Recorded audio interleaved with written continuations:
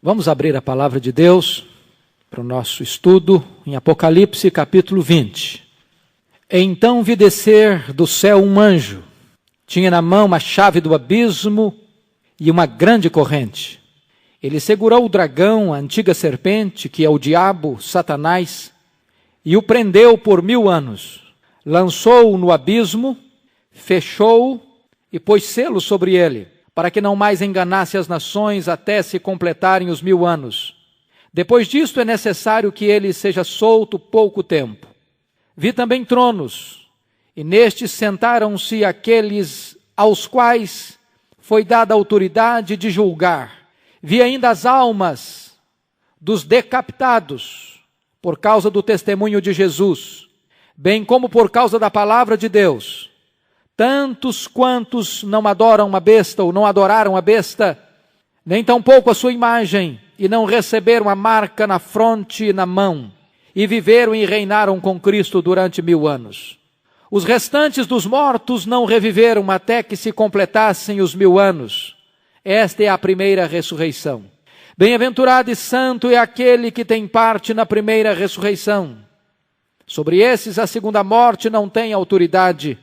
Pelo contrário, serão sacerdotes de Deus e de Cristo, e reinarão com eles os 1000 anos.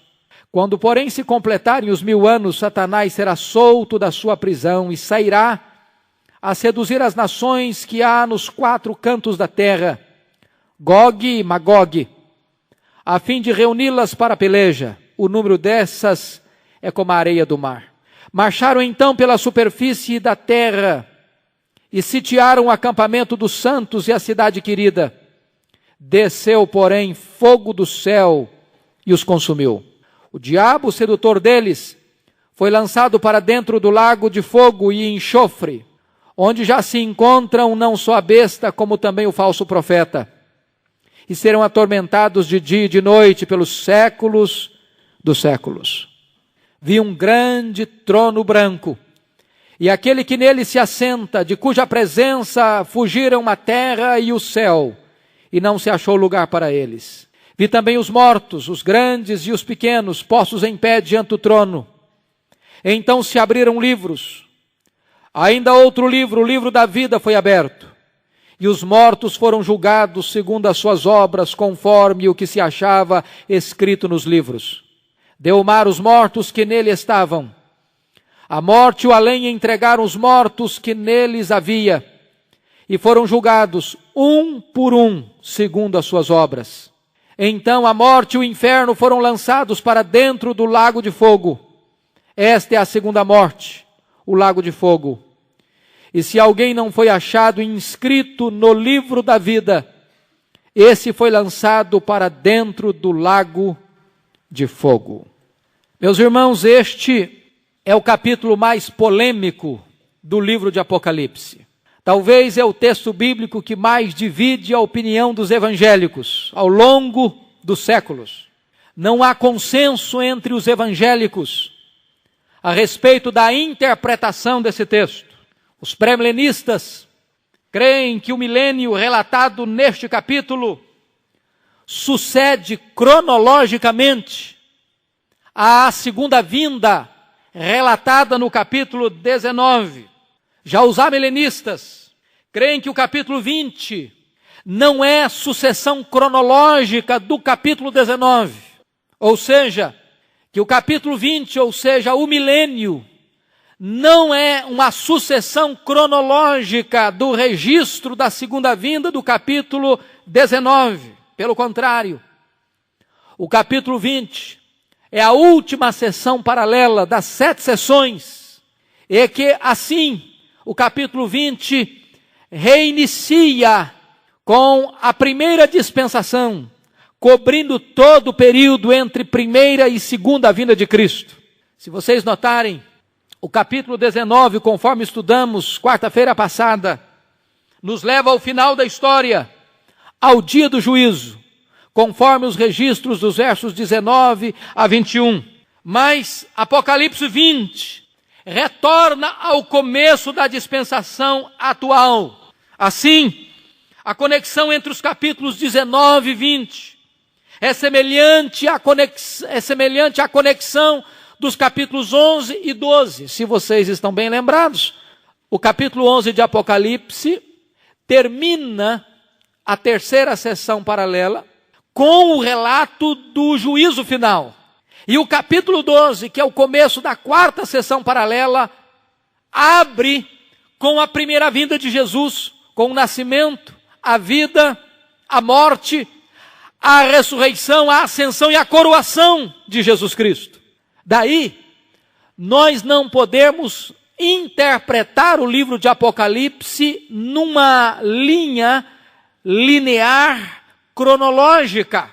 Mas o livro de Apocalipse traz para nós sessões, imagens, cenas semelhantes, paralelas, que são colocadas lado a lado uma da outra, de tal maneira que cada sessão dessas 7 que mencionamos registram os mesmos fatos, sob ângulos diferentes, perspectivas diferentes, de tal maneira que o capítulo 19 encerra com a segunda vinda e o juízo final, e o capítulo 20 abre, não com um fato posterior à segunda vinda e ao juízo, mas como um fato que retrocede à primeira vinda de Cristo.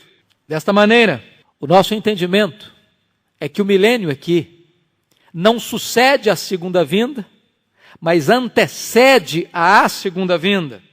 Se vocês notarem, o capítulo 12 do livro de Apocalipse introduz os 5 inimigos que atacam a igreja: o dragão, a besta que surge do mar, o anticristo, a besta que surge da terra, o falso profeta, a grande meretriz, ou a grande Babilônia, ou o sistema religioso, econômico e político nas mãos do inimigo, e finalmente aqueles que foram selados pela besta, ou seja, os ímpios. O que vai acontecer agora, desde a 6ª sessão paralela, é a queda desses inimigos em ordem inversa.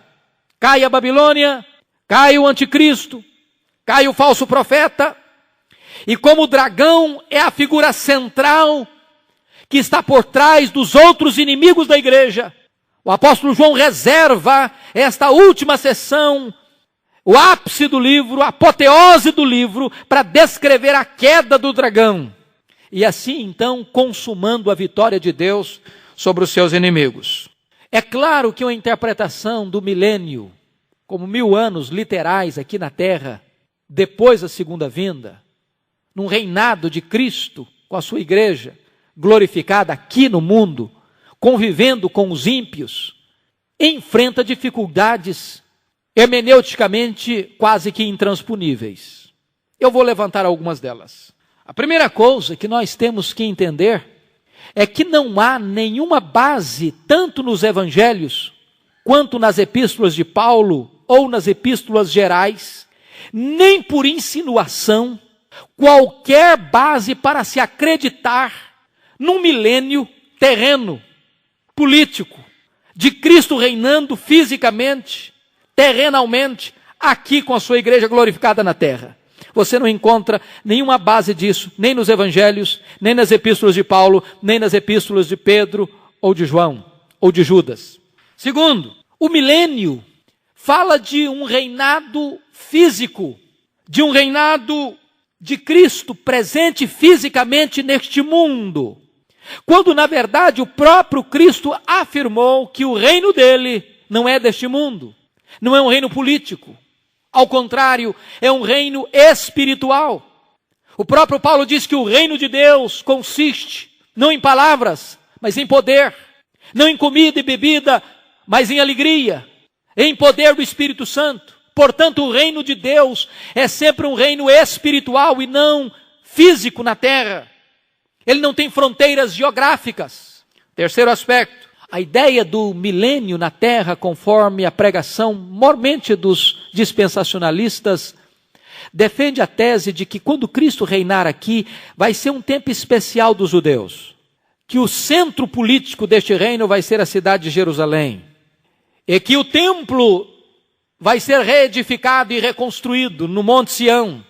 E que Cristo vai governar a sua igreja a partir de Jerusalém.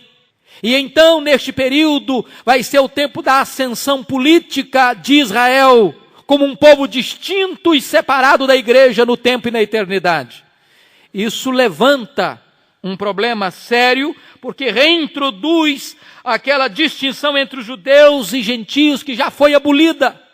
Na verdade, o Senhor Jesus só tem uma igreja, uma noiva, e ela é composta de judeus e gentios. Não há separação aos olhos de Deus para gentios e judeus, nem na história e nem na eternidade, porque a igreja é una e ela é formada de judeus e gentios. Outra coisa, a crença num milênio terreno, político, de Cristo aqui na terra, com a igreja, necessariamente precisa afirmar a ideia de pelo menos duas ressurreições. Uma ressurreição, se é dispensacionalista, tem que se crer em 3 ressurreições. Uma no arrebatamento secreto, outra na segunda vinda visível e outra dos ímpios no final do milênio. Se é pré-milenista histórico, precisa se crer pelo menos em 2 ressurreições, ou seja, uma na segunda vinda de Cristo e outra dos ímpios no final do milênio. Mas esta ideia de 2 ressurreições não encontra base nas Escrituras, no ensino geral das Escrituras. O que a Bíblia ensina claramente é que a ressurreição é um fato único, que vai acontecer depois da volta de Jesus, e que vão ressuscitar tanto os crentes quanto os ímpios, uns para a ressurreição da vida, outros para a ressurreição do juízo. E esta ressurreição de um e de outro, de crentes e de ímpios, é concomitante no grande dia, o dia de Deus, o último dia, o dia da segunda vinda de Cristo.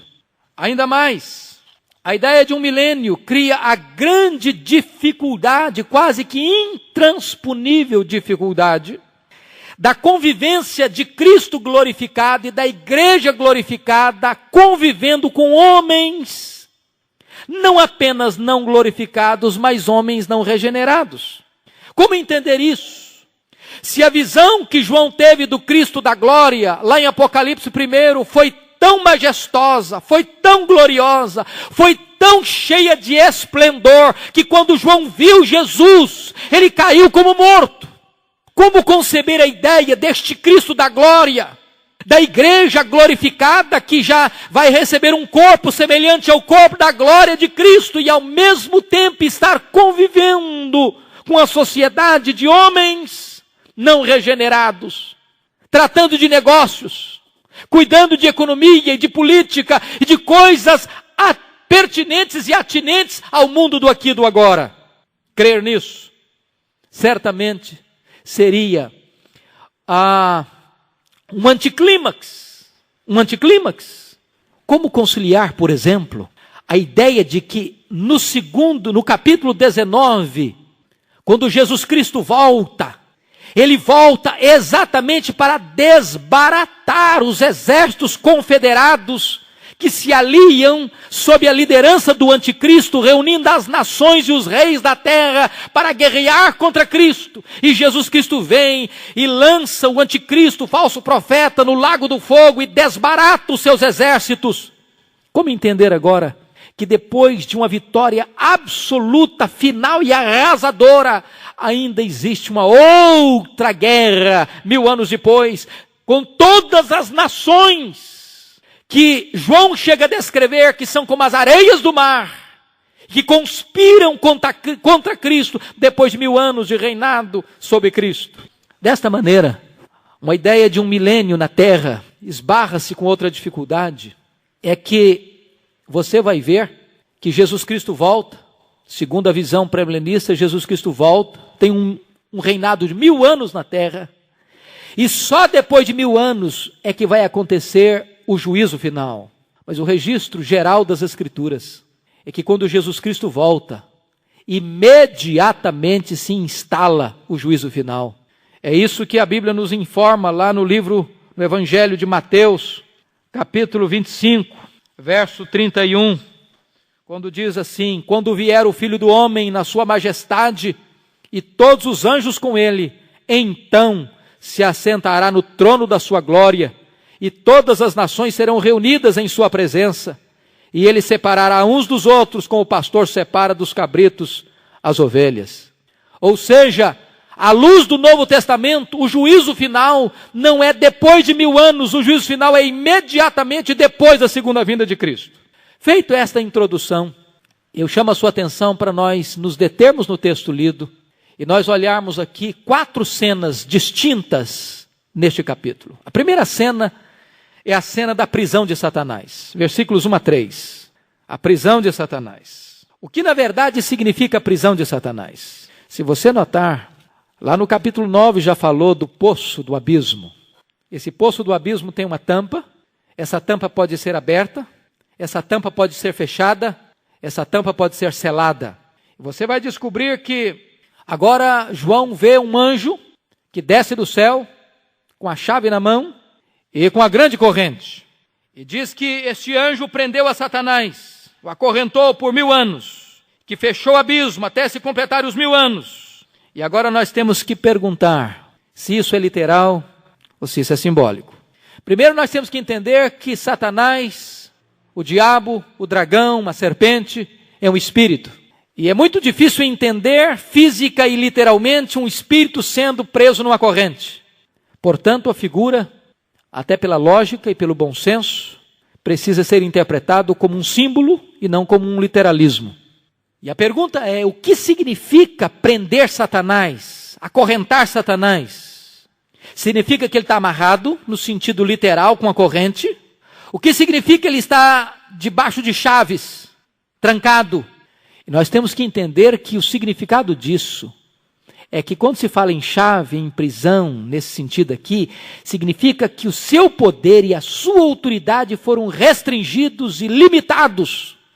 Limitados. Precisamos entender o que esse texto não quer dizer. Não quer dizer de forma nenhuma que Satanás está inativo, que ele está fora de cena. Não é isso que o texto quer dizer. Porque você vai perceber que o propósito é para que ele não enganasse as nações. Enganasse em que sentido? O certo é que Satanás está limitado em seu poder, restringido em seu poder. Lutero dizia que Satanás é um cão na coleira de Deus. Ele só pode ir até onde Deus dá liberdade para ele ir. Se você ler no capítulo 12, onde descreve a luta do dragão, o dragão foi expulso do céu. Ele é um inimigo limitado em poder, em tempo, em autoridade. E essa é exatamente a mensagem deste texto. Agora, o que significa então que Satanás foi acorrentado e preso e selado no abismo para não mais enganar as nações? O que isso representa para nós? Deixa eu dizer para vocês, a prisão de Satanás tem a ver com a primeira vinda de Cristo e não com a segunda vinda de Cristo. A prisão de Satanás tem a ver com a primeira vinda de Cristo e não com a segunda vinda. A segunda vinda de Cristo tem a ver com o lançamento dele no lago do fogo. A prisão dele está ligada à primeira vinda, se não vejamos. Você aprende na interpretação bíblica que um texto claro, um texto obscuro precisa ser interpretado à luz de um texto claro. Onde é que a Bíblia fala da prisão de Satanás?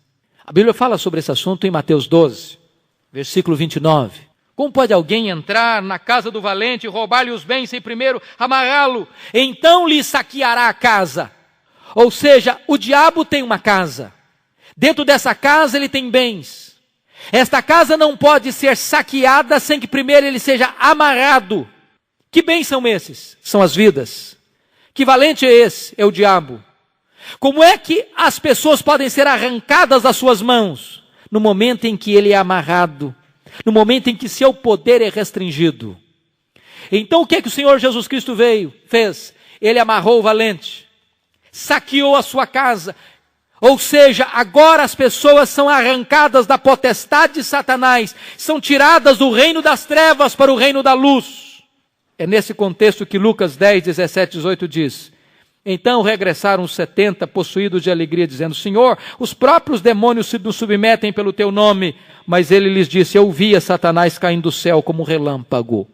O amarramento de Satanás está ligado a que ele não pode mais enganar as nações. E de que maneira que ele não pode mais enganar as nações? Em que sentido ele não pode mais enganar as nações? É no sentido de que agora este evangelho que estava limitado aos judeus, agora se espalha para todas as nações. E Satanás não pode mais impedir, nem destruir a igreja, nem impedir que os eleitos de Deus sejam chamados eficazmente de todas as nações. E nesse sentido é que você percebe que à medida que o evangelho avança, se vê a queda dele. É desta maneira que João 12, 31 e 32 diz: chegou o momento de ser julgado este mundo, e agora o seu príncipe será expulso, e eu, quando for levantado da terra, atrairei todos a mim mesmo. Na medida em que ele é limitado, então as pessoas, os eleitos de Deus, são atraídos para o Senhor. De tal maneira que Paulo diz em Colossenses 2,15, que Jesus Cristo despojou os principados e as potestades, publicamente os expôs ao desprezo, triunfando deles na cruz. A limitação, a prisão, a derrota de Satanás tem a ver com a cruz, com o sacrifício de Cristo, que impediu com que ele pudesse agora impedir que os eleitos fossem chamados de todas as nações. Se você notar, a expulsão de Satanás do céu, no capítulo 12, é um texto paralelo com a prisão de Satanás, no capítulo 20. E exatamente a expulsão de Satanás está ligada com a coroação de Cristo, com a proclamação do Evangelho, e não com a segunda vinda de Cristo. Desta forma, queridos irmãos, nós precisamos entender essas duas coisas. Primeiro, a prisão de Satanás é uma questão não literal, mas simbólica. É limitação de poder. Para não enganar as nações, é no sentido de que ele não pode impedir que universalmente os eleitos de Deus sejam chamados. Agora, o que esse texto quer nos informar com o pouco tempo de Satanás? Depois desses 1000 anos, diz aí, versículo 3, depois disso é necessário que ele seja solto pouco tempo. Que pouco tempo é esse? Em que sentido hoje ele está preso, limitado em seu poder? E em que sentido, por pouco tempo, seu poder não vai estar mais tão restringido? Esse pouco tempo de Satanás é concomitante, ou é paralelo com a grande tribulação, com o reinado do anticristo, com a apostasia. Vai ser esse tempo do fim, onde, por permissão divina, o poder do mal vai estar tão forte, tão intenso, tão universal, que o Senhor Jesus Cristo disse que se esse tempo não fosse abreviado, as pessoas não suportariam. Vai ser um tempo de perseguição universal. Vai ser o momento da grande tribulação, da grande apostasia, do levantamento do homem da iniquidade, o pouco tempo de Satanás. E esses 1000 anos? Esses 1000 anos não são literais. Esses 1000 anos, como todo o livro de Apocalipse, é um livro altamente simbológico. Como os números, conforme vimos nesse livro, também são simbólicos. Desde 3 anos e meio, desde os 144.000, desde as 2 testemunhas, também esse período de 1000 anos também é um número simbólico. É um número completo, 10 multiplicado por 3, que representa um tempo completo. Este é o tempo que vai da primeira vinda à segunda vinda. É o período total da igreja. É o período em que Satanás está limitado no sentido não de agir no mundo, mas no sentido de que ele não pode impedir que nenhum dos eleitos, por quem Cristo morreu, sejam alcançados pela salvação. Porque está escrito lá no capítulo 5:9, que o Cordeiro foi morto para comprar para Deus aqueles que procedem de toda tribo, povo, língua e nação. E logo depois, você vai perceber no capítulo 6 e 7, que esses que foram comprados estão na glória, cantando, celebrando o Cordeiro. Ou seja, a obra de Deus não é uma obra frustrada, não é uma obra fracassada, não é uma obra derrotada. O projeto de Deus é um projeto vitorioso. Por isso Paulo diz em Romanos 8:30, aos que Deus predestinou, a esses Deus também chamou. Aos que Deus chamou, a esses Deus também justificou. E aos que Deus justificou, a esses Deus também glorificou. O projeto de Deus é vitorioso. E Satanás não pode frustrar esse projeto, porque a Bíblia diz que as portas do inferno não prevalecerão contra a igreja de Deus. Vamos à segunda cena. A segunda cena deste livro, versículos 4 a 6, é o reinado dos santos com Cristo no céu. Veja você que logo no verso 4 ele diz: vi também tronos, e nestes sentaram-se aqueles aos quais foi dada a autoridade de julgar. Vi ainda as almas dos decapitados por causa do testemunho de Jesus, bem como por causa da palavra de Deus, tantos quantos não adoraram a besta, nem tampouco a sua imagem, não receberam a marca na fronte e na mão, e viveram e reinaram com Cristo durante 1000 anos. A pergunta é: onde este reinado está acontecendo? Na terra ou no céu? Na perspectiva pré-milenista, esse reinado é na terra. São os 1000 anos literais. Mas você vai perceber que há dificuldades aqui para entender assim. Primeiro, João diz: vi tronos. Tronos. Onde estão os tronos? A palavra trono aparece no Novo Testamento 67 vezes, 47 das quais só no livro de Apocalipse. Das 47 vezes que a palavra trono aparece no livro de Apocalipse, todas as vezes, exceto 3, os tronos estão no céu e não na terra. E as 3 vezes que os tronos estão na terra, a primeira vez, Apocalipse capítulo 2, verso 13, é o trono de Satanás. A segunda vez, Apocalipse 13, 2, é o trono do dragão. E a terceira vez e última vez, 16, 10, é o trono da besta. Sempre que fala de trono na terra, não é o trono de Deus. Todas as vezes que o livro fala de trono, 44 vezes, esse trono está no céu. Portanto, esses tronos aqui, são tronos que estão no céu e não na terra. Segunda coisa, João está vendo o quê? Ele está vendo almas, não corpos. Portanto, esse reinado não pode ser na terra, é no céu. Não diz o texto que ele está vendo corpos, que ele está vendo vidas, ele está vendo almas. Então nós temos que entender outra coisa. Esse reinado de fato não pode ser na terra. Estas almas aqui são as mesmas descritas lá no capítulo 6, verso 9. As almas que estão debaixo do altar, clamando. As almas reinam durante este período que vai da morte à ressurreição. Este período a gente chama em teologia de período intermediário. Nós não cremos nem no aniquilamento e nem no sono da alma. Nós não cremos nisso. O que nós cremos, e o que a Bíblia diz, é que quando uma pessoa morre, o seu espírito, diz Hebreus, capítulo 12, verso 23, é imediatamente aperfeiçoado para entrar na glória. O que nós cremos é que quando uma pessoa morre, ela vai habitar com Cristo, que é incomparavelmente melhor. O que nós cremos é que morrer para o cristão é deixar o corpo e habitar com o Senhor. Então a alma do crente entra no céu. E esta alma tem vida independente do corpo. E ela está reinando com Cristo no céu até o dia da volta de Jesus, da ressurreição do corpo, quando esta alma glorificada se unirá a este corpo glorificado. E então, com corpo e alma glorificados, veremos ao Senhor face a face, segundo Apocalipse 22, verso 3. Mas você nota então que este reinado é o reinado das almas, então não pode ser na terra, tem que ser no céu. Mais ainda, você vai notar que estas almas estão reinando com Cristo. Estão reinando com Cristo. E viveram e reinaram com Cristo durante 1000 anos. E a pergunta é: onde está Cristo? Agora, está no céu, à destra de Deus, no trono, governando, reinando. E aqueles que morrem no Senhor também vão para o céu, e estão com Cristo, reinando com Ele, participando da sua glória.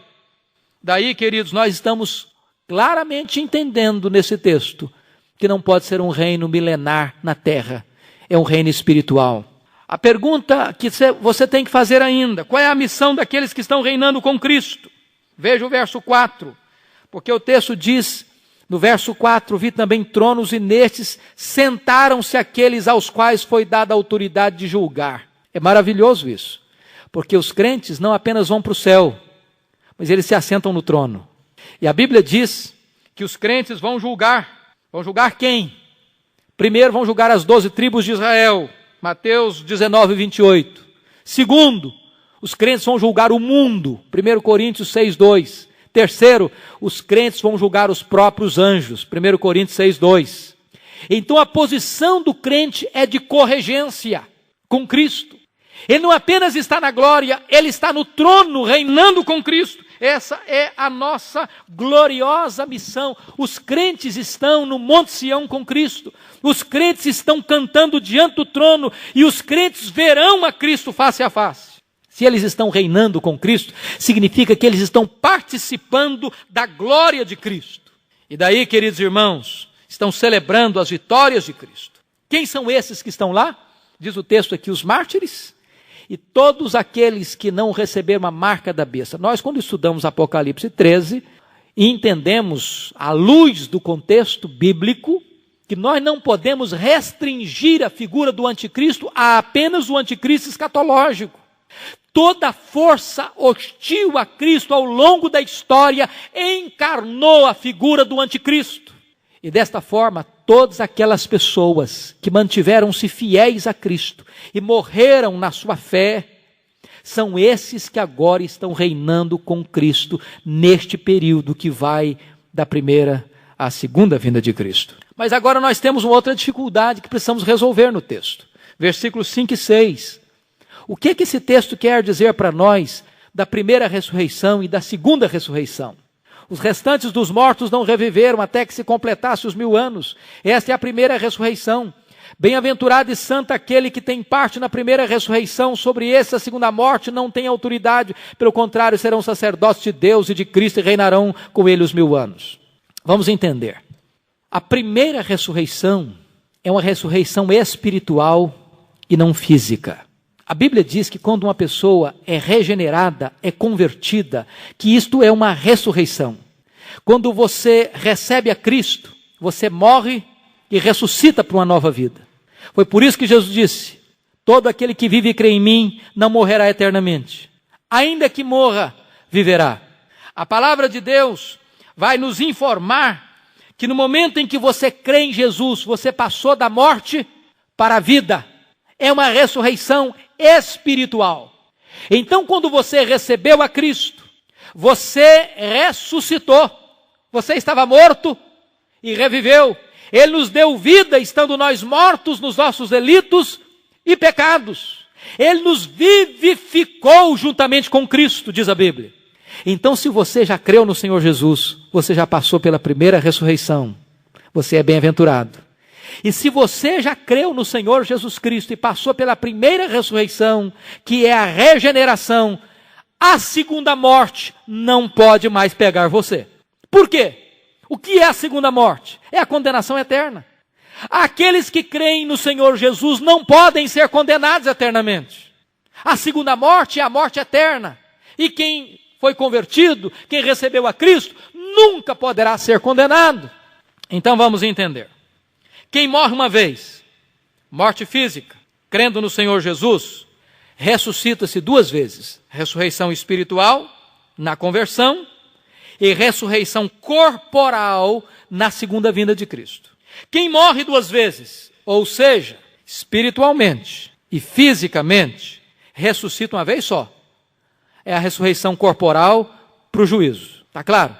Se você ressuscitou 2 vezes, você só pode morrer uma, morte física, e às vezes nenhuma, porque se Jesus voltar e você estiver vivo, você não morre nenhuma vez, mas aí tem uma ressurreição só, e aí o outro é transformação, porque a Bíblia diz que se Jesus voltar, os que estiverem vivos serão transformados e arrebatados para encontrar o Senhor Jesus nos ares.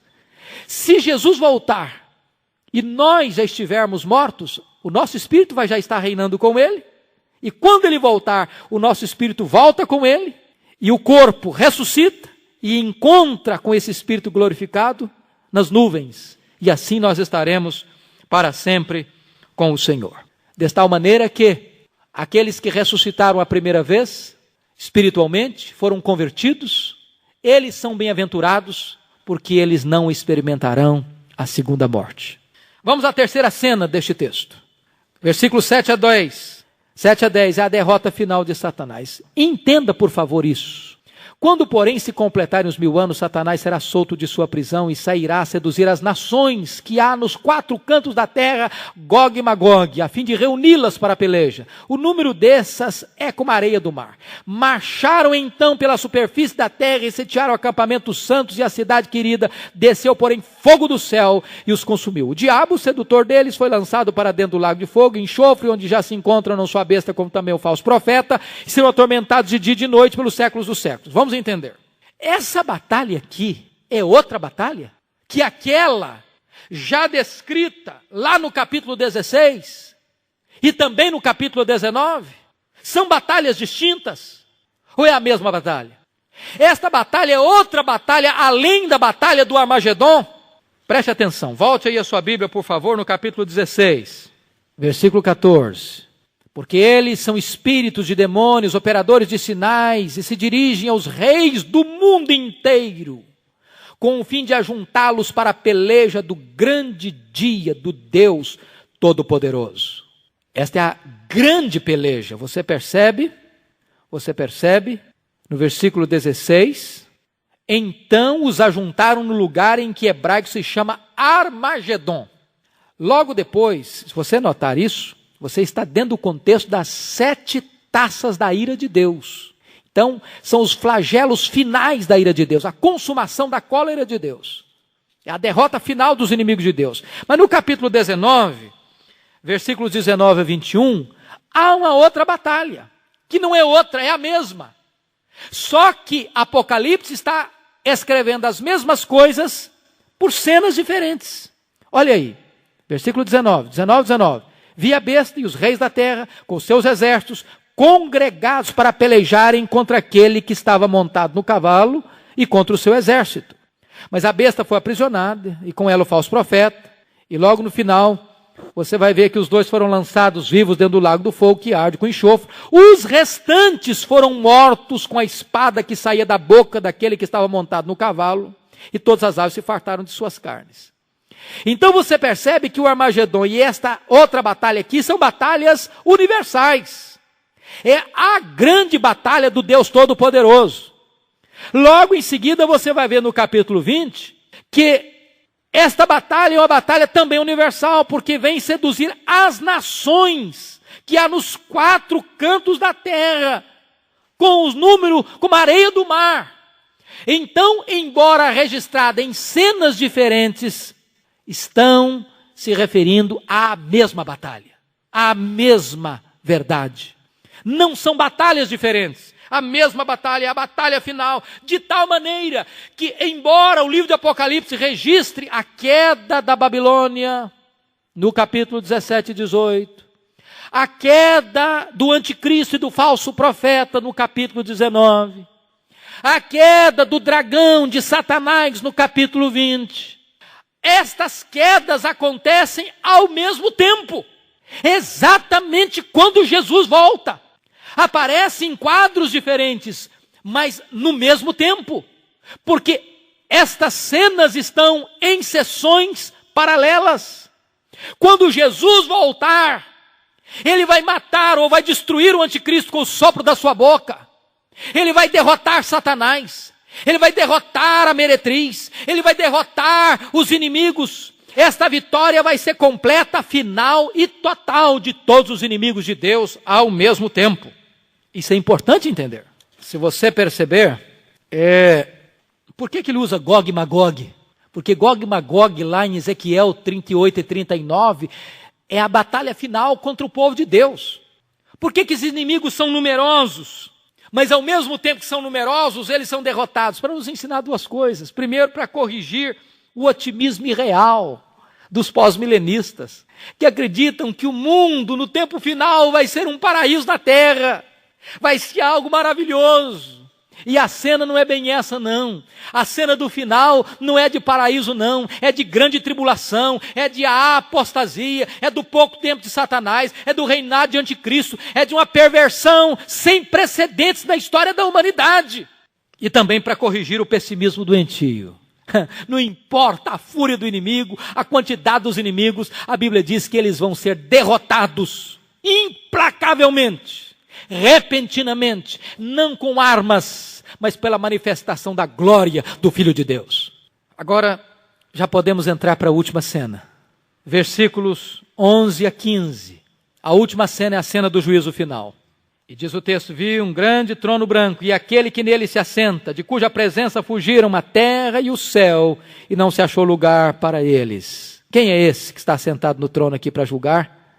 Quem é o juiz? É o próprio Jesus. Deus já estabeleceu um dia, já determinou um varão, e este é Jesus. E é maravilhoso entender, queridos, que aquele que, ao longo dessa dispensação da graça, se ofereceu como advogado, aqueles que o recusaram como advogado, vão ter que encará-lo e enfrentá-lo como juiz. Ele vai se assentar no trono. E esta cena é uma cena tão solene, tão tremenda, que a Bíblia diz que a natureza vai fugir. Se você ler o registro do juízo no capítulo 6, a cena lá é tremenda. É tremenda. Porque você percebe o universo se encolhendo. O universo como se tivesse sem colunas. O universo que começa a desabar. E os homens desesperados. E eles estão desesperados, não é porque o universo está querendo cair na cabeça deles, não. E eles estão desesperados, tentando esconder. Mas não é do universo, não. Eles estão tentando esconder da presença de Deus que está no trono. É da presença deste juiz que fogem as ilhas, que fogem os céus, que fogem a terra, que tentam fugir os homens. Mas ninguém pode escapar diante daquele que está no trono. E diz o texto que os mortos começam a ressurgir. Os grandes, os pequenos, o mar começa a devolver os seus mortos. Ou seja, não importa quando, onde a pessoa morreu, onde ela foi sepultada, se não foi sepultada, se foi queimada, se foi incinerada, se foi comida por feras, não importa onde, quando, como, os mortos vão ressurgir. Eles vão ressurgir. E temos que entender aqui que esta ressurreição é a ressurreição geral, não é a ressurreição apenas dos ímpios. Não faz sentido você entender que só os ímpios estão ressuscitando e entrando no juízo final, porque se fosse assim, não teria o mínimo sentido o que está escrito no verso 15. Também foi aberto o livro da vida.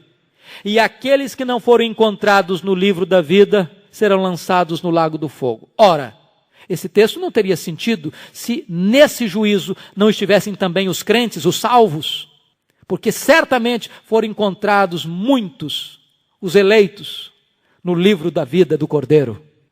E os que foram encontrados no livro da vida do Cordeiro, esses não foram lançados no lago do fogo, mas esses entraram para as bodas do Cordeiro, para celebrar com o Cordeiro para sempre.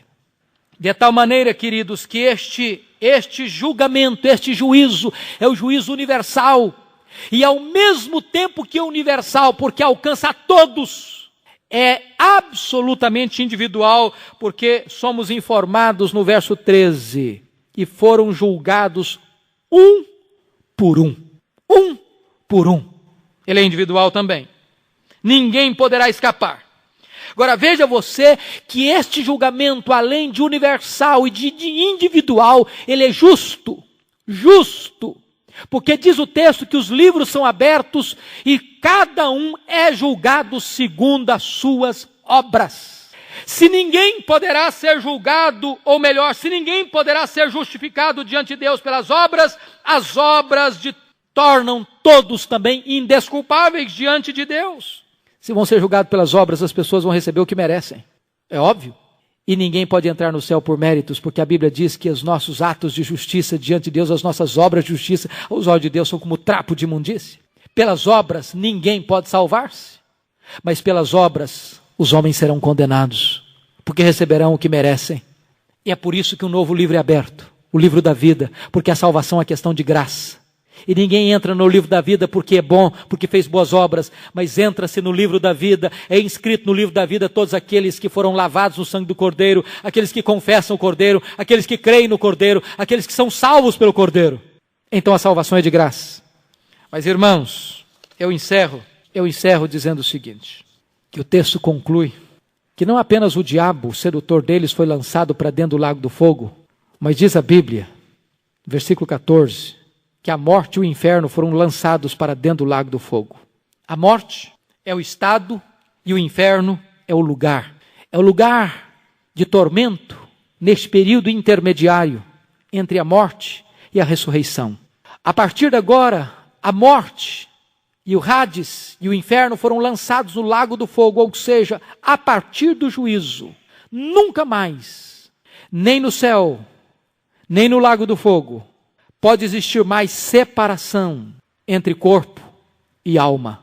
Tanto os remidos vão estar de corpo e alma para sempre reinando com Cristo, como os que foram condenados estarão para sempre com corpo e alma, sendo atormentados de dia e de noite por toda a eternidade. E esse texto termina de modo muito solene, que eles serão atormentados de dia e de noite, para sempre. Não há universalismo aqui, há salvos e perdidos. Não há aniquilamento dos ímpios aqui, há condenação eterna, assim como a bem-aventurança eterna. E a minha conclusão é esta: diante de uma cena tão dramática como do juízo, e a Bíblia diz que importa que todos nós compareçamos perante o tribunal de Cristo, para sermos julgados segundo as nossas obras. É só mais um pouquinho, e nós estaremos lá. A pergunta é, estamos preparados para aquele grande dia? Poderemos comparecer diante dele fiado nas nossas obras? Nós que escapamos dos juízos dos homens, poderemos escapar do juízo de Deus? E preste atenção você que o juízo final é diferente de todos os outros juízos daqui, diferente, porque naquele juízo haverá juiz, mas não haverá jurados. Naquele tribunal haverá acusação, mas não haverá defesa. Naquele tribunal haverá condenação, mas não haverá apelação. O juízo final é a última instância, não tem onde mais recorrer. Mas a Bíblia diz que a única maneira de você fugir deste dia da ira e do juízo é você entregar sua vida para Jesus, de você crer em Jesus. Porque a Bíblia diz, em verdade eu vos digo, quem ouve minha palavra e crê naquele que me enviou, tem a vida eterna. Não entra em juízo, mas passou da morte para a vida. Se você hoje crê no Senhor Jesus, você tem a garantia de que quando você chegar lá, você vai só escutar esta boa e doce palavra: pode vir, bendito do meu Pai, entra na posse do reino, que está preparado para você desde a fundação do mundo. Que Deus nos ajude, que Deus nos abençoe, que Deus nos console, que Deus nos encoraje a andar com Ele e a proclamar este evangelho da salvação enquanto é tempo, enquanto é dia. Vamos orar ao Senhor.